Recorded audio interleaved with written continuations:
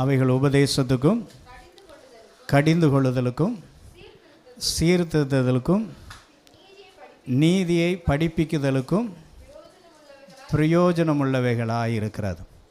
இந்த வசனத்தில் நாம் பார்க்கும் பொழுது கர்த்தருடைய வேதம் நமக்கு கொடுக்கப்பட்ட நோக்கம் அங்கே எழுதியிருக்கிறது. அது இப்படி ஆரம்பிக்கிறது, வேத வாக்கியங்கள் எல்லாம் தேவ ஆவியினால் என்ன செய்யப்பட்டிருக்கிறது, அருளப்பட்டிருக்கிறது. அப்போது பைபிள் ஆவியானவர் மனுஷனுக்கு கொடுத்த ஒரு விலையேறப்பெற்ற புஸ்தகம். ஒரு பொருளை யார் கொடுக்குறாங்க அப்படிங்கிற ரொம்ப முக்கியமானதாக இருக்கும். பார்த்திங்கன்னா சாதாரணமாக ஒரு சின்ன பொருளாக இருக்கும், அதே நேரத்தில் ரொம்ப விலையேறப்பெற்றவங்க, இப்போ ஒரு சிஎம்ஓ, ஒரு எம்எல்ஏயோ, அல்லது ஒரு இப்போ இருக்க வாலிப பிள்ளைகளுக்கு சினி ஸ்டார், யாராவது ஒரு சுப்ரீம் ஸ்டார், யாராவது ஒரு சின்ன பொருள் கொடுத்தாலும் அதை என்ன செய்வாங்க, தூர போட்டுருவாங்களா? என்ன செய்வாங்க, ரொம்ப பத்திரமாக வச்சுருப்பாங்க.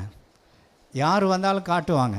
என்ன சொல்லுவாங்க தெரியுமா, இன்னார் கொடுத்தது, எங்கள் முதல் மந்திரி இந்த பொருளை எனக்கு என்ன செஞ்சார், கொடுத்தார், அவர் கையில் வாங்கினது தெரியுமா, இந்த பெரிய ஆள் எனக்கு கொடுத்தது தெரியுமா, அப்படி சொல்லுவாங்க. இப்போ யாரிடத்துலேருந்து அந்த பொருளை வாங்குகிறோமோ அது ரொம்ப முக்கியமானது. இப்போ பைபிள் யாரிடத்துலேருந்து வந்தது அப்படின்னு சொன்னால் பரிசுத்த ஆவியானவரிடத்தில் என்ன செய்தது, வந்தது. ஆவியானவர் யார் அது அப்படின்னு நாம் வேதத்தில் பார்க்கும் பொழுது ஆதியாகமம் 1 அதிகாரம் அதனுடைய 2, 3 வசனங்களில் நாம் இப்படி வாசிக்கிறோம். ஆதியாகமம் 1 அதிகாரம் 2, 3 வசனம், பூமியானது ஒழுங்கின்மையும் வெறுமையுமாயிருந்தது, ஆழத்தின் மேல் இருள் இருந்தது, தேவ ஆவியானவர் ஜலத்தின் மேல் என்ன செய்து கொண்டிருந்தார், அசைவாடி கொண்டிருந்தார். முதல்ல ஆவியானவரை பற்றி இந்த ஆதியாகமம் முதல் புஸ்தகத்தில் தான் எழுதப்பட்டிருக்கு. 2 வசனம் சொல்லுது, சூழ்நிலைமைகள் வித்தியாசமாக இருக்கிறது. சூழ்நிலைமைகள் எப்படி இருக்கிறது, வித்தியாசமாக இருக்கிறது. அங்கே நாம் பார்க்கும் பொழுது சூழ்நிலைமை எப்படி இருந்துச்சா, 2 வசனம் சொல்லுகிறது, பூமியானது ஒழுங்கின்மையும் வெறுமையுமாய் இருந்தது. பூமியானது எப்படி இருக்கிறது, ஒழுங்கின்மையாய் வெறுமையாய் இருந்தது. 3வது சொல்லி இருக்கிறது, ஆழத்தின் மேல் என்ன இருந்தது, இருள் இருந்தது. ஆழத்தின் மேல் என்ன இருந்தது, இருள் இருந்தது. இந்த ஆவியானவர் யாருன்னா, நம்முடைய சூழ்நிலைமை ரொம்ப மோசமாக இருக்கிற நேரத்தில் அவர் நம்மை தனியே விடாமல் நம்மோடு அசைவாடுகிறவர். நம்மோடு என்ன செய்கிறவர், அசைவாடுகிறவர். அந்த சூழ்நிலைமையின் மத்தியில் அவர் அசைவாடும் பொழுது அந்த சூழ்நிலைமை தலைகீழாய் மாற்றப்படுகிறது. அது சூழ்நிலைமை தலைகீழாய் என்ன செய்யப்படுகிறது, மாற்றப்படுகிறது. அப்போ நம்ம வாழ்க்கையில் ஆவியானவர் செய்கிற முதல் கிரியை, நம்ம எந்த சூழ்நிலைமையில் இருக்கிறோமோ அந்த சூழ்நிலைமையை ஆவியானவர் மாற்றுகிறவர். அவர் தான் இந்த பைபிளை எழுதி கொடுத்துருக்கிறார். சூழ்நிலைமை மாற்றுகிறவர் தான் பைபிளை என்ன செஞ்சுருக்கிறாரு, எழுதி கொடுத்துருக்கிறார். அப்போது அவர் மாற்றுகிறவர் எழுதி கொடுத்தா, ஒரு ஆசிரியர் எப்படியோ அப்படி தான் அதனுடைய ப்ராடக்ட் இருக்கும். அந்த மேக்கர், அந்த உருவாக்குகிறவர் யாரோ, அவருடைய ப்ராடக்டும் அவரை போல தான் என்ன செய்யும் இருக்கும், அவரை போல தான் என்ன செய்யும் இருக்கும். பார்த்திங்கன்னா டெய்லர்ஸ், நிறையா டெய்லர்ஸ் இருக்கிறாங்க, சில டெய்லர்ஸ் அந்த டிப்ளமோ ஹோல்டர்ஸாக இருப்பாங்க, ரொம்ப ஃபேமஸான டெய்லர்ஸாக இருப்பாங்க. இப்போது சாதாரண ரோட்டில் இருக்கிற டெய்லரும் தைக்கிறது என்னது தான், அதே ட்ரெஸ் தான். அதே நேரத்தில் அந்த ஹை குவாலிஃபைடு அந்த டெய்லர் தைக்கும்போது எப்படி இருக்குது, அதே ட்ரெஸ் தான், நான் எப்படி இருக்குது, ரொம்ப வித்தியாசமாக இருக்குது. அப்போது உருவாக்குகிறவர் யாரோ அந்த உருவாக்கப்பட்டவைகளும் அதை போல் இருக்கும். உருவாக்கப்பட்டவைகள் அதை போல் என்ன செய்யும் இருக்கும். அப்போது வேதம் சாதாரணமான ஒருவரால் கொடுக்கப்பட்டதல்ல, ஆவியானவரால் என்ன செய்யப்பட்டது, கொடுக்கப்பட்டது. எல்லா சூழ்நிலைமைகளை மாற்றுகிறவர். இந்த ஆவியானவருடைய இன்னொரு வேலையை நாம் வேதத்தில் இப்படி வாசிக்கிறோம். யோவான் 16 அதிகாரம் 8 வசனத்தில் நான் வாசிக்கும் பொழுது, யோவான் 16 அதிகாரம் 8 வசனத்தில் வேதம் இப்படி சொல்லுகிறது, அவர் பாவத்தை குறித்தும் நீதியை குறித்தும் நியாய தீர்ப்பை குறித்தும் உலகத்தை கண்டித்து என்ன செய்வார்? உணர்த்துவார். முதலாவது, இந்த ஆவியானவர் நமக்கு உதவி செய்கிறார். எந்த சூழ்நிலைமையாக இருந்தாலும் அந்த ஆவியானவர் என்ன செய்கிறவராக இருக்கிறார்? உதவி செய்கிறவராக இருக்கிறார். ரெண்டாவது, இந்த ஆவியானவர் உணர்த்துகிறவராக இருக்கிறார். ரெண்டாவது, இந்த ஆவியானவர் என்ன செய்கிறவராக இருக்கிறார்? உணர்த்துகிறார். அந்த வசனம் சொல்லுது, பாவத்தை குறித்தும் நீதியை குறித்தும் நியாய தீர்ப்பை குறித்தும் என்ன செய்வாரா? கண்டித்து உணர்த்துவார். அப்போது முதல்ல நம்ம சூழ்நிலைமையின் மத்தியில் இந்த ஆவியானவர் உதவி செய்கிறார். ரெண்டாவது, நம்ம வாழ்க்கையில் நம்முடைய சூழ்நிலைமையின் மத்தியில் நமக்கு உணர்வை கொடுக்கிறார். உணர்வு ரொம்ப முக்கியமானது. உணர்வு ரொம்ப எப்படிப்பட்டது? முக்கியமானதாக இருக்கிறது.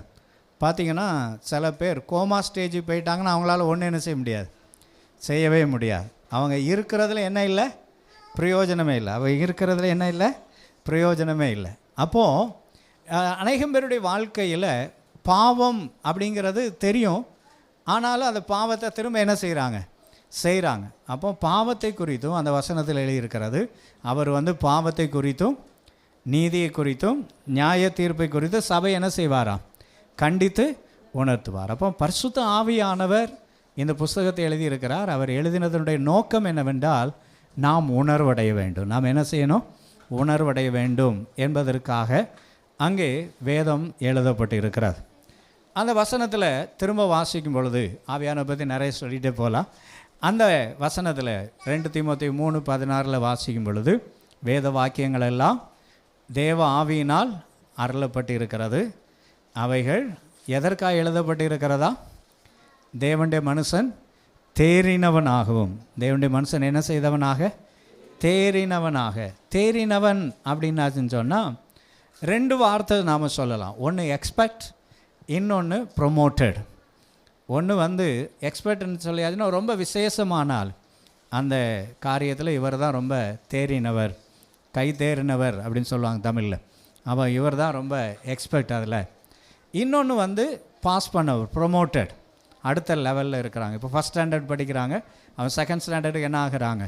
ப்ரொமோட் ஆகிறாங்க. அதே போல் ஆவிக்குரிய ஜீவியத்தில் வேதம் நம்மை 2 காரியமாய் செய்கிறது. நம்மை தலை சிறந்தவர்களாய் மாற்றும், நம்ம அடுத்த லெவலில் உயர்த்தும். வேத புஸ்தகம் நம்ம எப்படி மாற்றும்?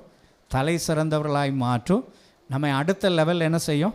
உயர்த்தும். அடுத்த லெவல் ஆசீர்வாதத்தை நாம் பெற்றுக்கொள்வதற்கு வேதம் நமக்கு உதவி செய்கிறதா இருக்கிறது. இப்போ 2 காரியம் பார்த்தோம். முதல்ல வேதம் ஆவியானவரால் என்ன செய்யப்பட்டு இருக்கிறது? அருளப்பட்டு இருக்கிறது. ரெண்டாவது, அது நம்முடைய பிரயோஜனத்திற்காக நம்முடைய வாழ்க்கையில் நாம் தேறினவர்களாக இருக்கும்படி வேதம் என்ன செய்யப்பட்டு இருக்கிறது? எழுதப்பட்டு இருக்கு. எனவே இந்த வேதத்தை நாம் என்ன செய்யணும் அப்படின்னாச்சுன்னு சொன்னால், அங்கே 1 சங்கீதம் 2 வசனத்தில் வாசிக்கிறோம், கர்த்தருடைய வேதத்தில் பிரியமாயிருந்து. கர்த்தருடைய வேதத்தில் எப்படி இருக்கணுமா? முதல்ல அதை நேசிக்க வேண்டும். வேதத்தை முதல்ல என்ன செய்யணும்? நேசிக்கணும். முதல்ல வேதத்தை நேசிக்கணும். எது மேலே நமக்கு விருப்பம் இருக்குதோ அதை ரொம்ப படிப்போம்.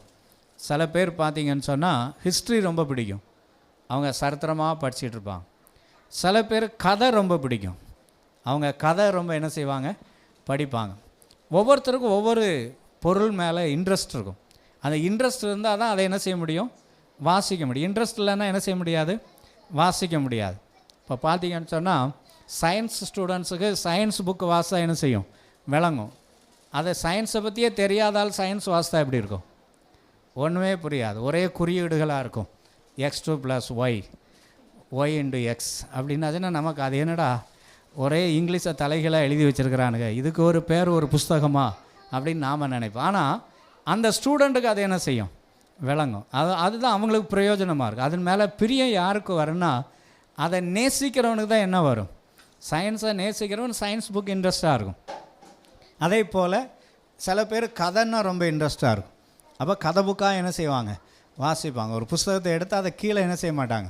வைக்க மாட்டாங்க. அதே போல் நீங்கள் பைபிளை நேசித்தீங்கன்னா பைபிளை கீழே வைக்கவே என்ன செய்யாது? மனசு வராது. சில பேருக்கு பார்த்தீங்கன்னா தூக்க மாத்திரை போட்டால் கூட தூக்கம் வராது, ஆனால் பைபிளை திறந்தவுடனே என்ன வந்துடும்? அப்படின்னா அவங்களுக்கு பைபிள் மேலே என்னதே இல்லைன்னு அர்த்தம், பிரியமே இல்லைன்னு அர்த்தம். பைபிள் பிரியமாக இருந்தால் பைபிள் வாசிக்கும் போது என்ன வராது? தூக்கம் வராது. ஒரு இன்ட்ரெஸ்ட் இருக்கும் அது மேலே. அந்த இன்ட்ரெஸ்ட்டில் அதை நான் வாசிக்கிட்டே இருப்போம். அப்போது வேதம் சொல்லுது, முதலாவது வேதத்தை என்ன செய்யணும்? நேசிக்க வேண்டும். வேதத்தை முதலாவது என்ன செய்யணும்?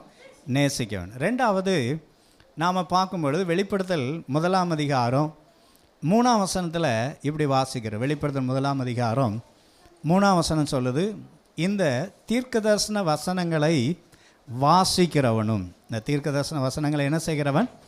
வாசிக்கிறவன். முதலாவது நேசிக்கணும், ரெண்டாவது அதை வாசிக்கணும். ரெண்டாவது அதை என்ன செய்யணும்? வாசிக்கணும். வேத புஸ்தகத்தை பார்த்திங்கன்னா ஆதி ஆகமத்திலேருந்து வெளிப்படுத்தின விசேஷம் வரைக்கும் ஒரே கோர்வையாக இருக்கும். நீங்கள் அதை ஒரு வாஸ்து பார்த்திங்கன்னா ஆதி ஆகமத்திலேருந்து வெளிப்படுத்தின விசேஷம் வரைக்கும் ஒரு சங்கிலி தொடர் போல் இருக்கும். 66 புஸ்தகம் இருக்கிறது. இந்த 66 புஸ்தகங்களையும் பார்த்திங்கன்னா ஒன்றோடு ஒன்று தொடர்புள்ளதாகவும் ஒரு மனிதனுடைய வாழ்க்கையில் ஆரம்பமும் முடிவும் உள்ள ஒரே புஸ்தகம் வேத புஸ்தகம்தான். அவனுடைய ஆரம்பமும் இருக்கிறது, அவனுடைய முடிவும் இருக்கிறது. அந்த தொடர்பாக இருக்கும். முதல்ல பார்த்திங்கன்னா மனுஷனை தேவன் சிருஷ்டிக்கிறார். அப்புறம் சிருஷ்டிக்கப்பட்ட மனிதன் விழுந்து போன பின்பு ஒரு மனிதனை தெரிந்து கொள்கிறார். தெரிந்து கொள்ளப்பட்ட மனுஷன் மூலமாக ஒரு சந்ததி உருவாகிறது, ஒரு ஜனம், ஒரு கூட்டம் உருவாகிறது. அந்த கூட்டம் அடிமைத்தனத்துக்கு போகிறாங்க, திரும்ப அவங்கள விடுதலை ஆக்குறாங்க. இந்த ஜனங்களை ஆண்டவர் எப்படி வழி நடத்துகிறார் என்பது அந்த பழைய ஏற்பாடு முழுசும் வந்துடுது. இந்த ஜனங்கள் விழுந்து போனபடினால அவங்களுக்கு பதிலாக புறஜாதிகளை கர்த்தர் தெரிந்து கொள்கிறார். அதுதான் புதிய ஏற்பாடு. அதுதான் என்ன ஏற்பாடு? புதிய ஏற்பாடு. அப்போது பைபிளை நாம் முதல்ல இருந்து கடைசி வரைக்கும் வாசிக்கணும். இப்போ எல்லாம் யாரும் லெட்டர் போடுறதில்ல. ஆனால் அந்த நாட்களில் கடிதம் எழுதுவாங்க. அந்த நாட்களில் கடிதம் எழுதுவாங்க. அன்புள்ள அப்பாவுக்கு அன்பு மகன் எழுதுவதாவது, சுகமாக இருக்கிறீர்களா? நான் சுகமாக இருக்கிறேன் அப்படி எழுதிட்டு நடுவில் சப்ஜெக்ட் எழுதியிருப்பாங்க. இந்த மாதிரி இதெல்லாம் இருக்குது, இப்படி இருக்கிறேன் அப்படின்னு எழுதிட்டு கடைசியில் இப்படிக்கும் உங்கள் அன்புள்ள மகன் அப்படின்னு கையெழுத்து போட்டிருப்பாங்க. இப்போ ஒரு மனுஷன் லெட்டரில் முதல் பகுதியையும் வாசிக்காமல் கடைசி சிக்னேச்சரையும் வாசிக்காமல் நடுவில் உள்ளது மாத்திரம் வாசம் ஏதாவது புரியுமா? ஒன்றுமே புரியாது. யாருக்கு எழுதுனான்னு புரியாது, என்ன எழுதியிருக்கிறான்னு என்ன செய்யாது, புரியாது. நிறைய பேருக்கு பைபிள் புரியாத காரணம் என்னென்னா நடுவில் இருக்கிறதான பாடியை மட்டும் வாசிக்கிறது. அப்போ எங்கே ஆரம்பிக்குது எங்கே முடியுதுன்னு என்ன செய்கிறதில்ல, தெரிகிறதில்ல. எங்கே ஆரம்பிக்குது எங்கே முடியுதுன்னு என்ன செய்கிறதில்ல, தெரியறதில்ல. ரெண்டாவது, எந்த ஒரு புஸ்தகத்தையும் ஒரு நேரம் வாசித்தா ஒரு நாள் என்ன செய்யாது, புரியாது. அதை திரும்ப திரும்ப வாசிக்கும்போது தான் we got to understand என்ன எழுதியிருக்கிறது. சில நேரம் நம்ம ஒரு நேரம் வாசித்த உடனே சரி இதெல்லாம் நமக்கு புரியலை அப்படின்னு அதை என்ன செஞ்சிடும், நாம் அதை நெக்லெக்ட் பண்ணிடும். அப்போ பைபிளை ரெகுலராக ஆதி ஆகமத்திலேருந்து வெளிப்படுத்தின விசேஷம் வரை என்ன செய்யணும், வாசிக்கணும். வெளிப்படுத்தின விசேஷம் வரை என்ன செய்யணும், வாசிக்கணும். டெய்லி ஒரு 10 அதிகாரம் வாசித்தீங்கன்னா ஒரு நாளைக்கு 10 அதிகாரம் வாசித்தா 4 மாதத்துக்கு ஒரு தடவை பைபிள் வாசித்து முடிச்சிடலாம். 4 மாதத்துக்கு ஒரு தடவை என்ன வாசிடலாம், பைபிள் வாசித்து முடிச்சிடலாம். பைபிளில் மொத்தம் 1189 அதிகாரங்கள் தான் இருக்குது. ஒரு பைபிளில் எத்தனை அதிகாரம் தான் இருக்கிறது? 1189 அதிகாரங்கள் தான் இருக்குது. ஆனால் 4 மாதத்துக்கு 1200 நாள் இருக்குது. 1200 நாள் இருக்கிறது. அப்போது நாம் டெய்லி 10 அதிகாரம் வாசித்தோன்னு சொல்லியாச்சுன்னா 4 மாதத்துக்கு ஒரு தடவை பைபிள் என்ன செஞ்சிடலாம், வாசித்து முடிச்சிடலாம். ஒரு 4 மாதத்துக்கு ஒரு பைபிள் என்ன செஞ்சிடலாம், வாசித்து முடிச்சிடலாம். அதே போல் ஒரு வருஷத்துக்கு எத்தனை தடவை வாசிடலாம்? அப்போது 3 தடவை என்ன செஞ்சிடலாம், வாசித்து முடிச்சிடலாம். அப்போ நாம் வேதத்தை நேசித்து வேதத்தை என்ன செய்யணும், வாசிக்கணும். வேதத்தை வாசிக்கிறது மாத்திரமல்ல, அதை நாம் நல்லா கவனமாக கேட்கணும். கவனமாக என்ன செய்யணும், கேட்கணும். பள்ளிக்கூடத்தில் டீச்சர் பாடம் நடத்தும்போது கவனமாக கேட்குறவன் பாஸ் பண்ணுவான், கவனமாக கேட்காதவன் என்ன செய்ய மாட்டான், பாஸ் பண்ண மாட்டான். நல்லா கவனமாக என்ன செய்யணும், கேட்கணும். வேதத்தில் வெளிப்படுத்தின விசேஷத்தில் 2ஆம் 3ஆம் அதிகாரத்தில் 7 சபைகளுக்கு ஆண்டவர் தூது சொல்கிறார். ஒவ்வொரு நேரம் சொல்லும்போதும் இப்படி சொல்லுவார். 2ஆம் அதிகாரம் 7ஆம் வசனம் அதில் வாசிக்கிறோம், ஆவியானவர் சபைகளுக்கு சொல்லுகிறதை காதுள்ளவன் என்ன செய்ய கடவன், கேட்க கடவன். எப்பெல்லாம் ஆண்டவர் தம்முடைய பைபிளை பற்றி சொல்கிறாரோ அப்பெல்லாம் கவனமாய் கேட்டு அப்படி எழுதியிருக்கும். நீங்கள் உபாகமம் 28ஆம் அதிகாரம் 1ஆம் வசனத்தில் வாசிக்கும் பொழுது, இன்று நான் உனக்கு விதிக்கிற உன் தேவனாகிய கர்த்தருடைய கட்டளையின்படி எல்லாம் செய்ய கவனமாக இருக்கும்படி அப்படின்னு சொல்லி எழுதியிருக்கோம். அப்போது கர்த்தருடைய வசனத்தை கவனமாக என்ன செய்யணும்? கேட்கணும். கவனமாக கேட்டால் தான் அது நமக்கு என்ன செய்யும்? புரியும். கவனமாக கேட்டால் தான் அது நமக்கு என்ன செய்யும்? புரியும். அப்போ முதல்ல நேசிக்கணும், அப்புறம் வாசிக்கணும், அப்புறம் என்ன செய்யணும்? கேட்கணும். அப்புறம் வசனத்தை என்ன செய்யணும்? கேட்கணும். 4வது நாம் அதை கொஞ்சம் தியானித்து பார்க்கணும். கொஞ்சம் உட்காந்து அது ஏன் எழுதியிருக்கிறாங்க, அதனால் எனக்கு தருகிறதான செய்தி என்ன அப்படிங்கிறத நாம் தியானிக்கணும். அடுத்ததாக அதை கைக்கொள்ளணும். அடுத்ததாக அதை என்ன செய்யணும்? கைக்கொள்ளணும். கர்த்தருடைய வார்த்தை சொன்னபடி அதை நாம் செய்கிறதற்கு நம்மை ஒப்பு கொடுக்கும் பொழுது கர்த்தர் நிச்சயமாகவே நம்ம என்ன செய்வார்? நிச்சயமாகவே ஆசீர்வதிப்பார். அப்போது வேதத்தினுடைய மகத்துவத்தை ஆண்டவர் நமக்கு தந்திருக்கிறார். அந்த வசனத்தின்படி நடக்க நம்மை அர்ப்பணித்தால் கர்த்தருடைய வேதத்தில் எழுதியிருக்கிறது, கர்த்தர் நம்மை நிச்சயமாய் ஆசீர்வதிப்பார். ஆமென். அப்போ ஆண்டவர் கொடுத்துருக்கிற விலையேறப்பட்ட பொக்கிஷம் வேத புஸ்தகம். 3 காரியம் நான் சொன்னேன். முதல்ல அது யாரால் எழுதப்பட்டு இருக்கிறது? ஆவியானவரால். ஆவியானவர் யார் என்பதை சொன்னேன். 2வது, அந்த புஸ்தகம் எதற்கு கொடுக்கப்பட்டு இருக்கிறன்னா நாம் தேறினவர்களாக என்ன செய்யணும்? மாறணும். நாம் எக்ஸ்பெக்ட் ஆகும், அதே நேரத்தில் ப்ரொமோஷன் அடுத்த லெவலில் போனவங்களாக என்ன செய்யணும்? மாறணும். 3வது, அதை நாம் நேசிக்கணும், வாசிக்கணும், கேட்கணும், அதன்படி நடக்க நம்மை ஒப்புக்கொடும், கை கொள்ளணும். அப்போ ஆண்டவர் நம்மளை என்ன செய்வார்? ஆசீர்வதிப்பார். எனவே வேதத்தை நேசிங்க, வேதத்தின்படி நடக்க உங்களை ஒப்புக்கொடுங்க. கர்த்தர் உங்களை நிறைவாய் ஆசீர்வதிப்பாராக. ஆமென். தேங்க்யூ.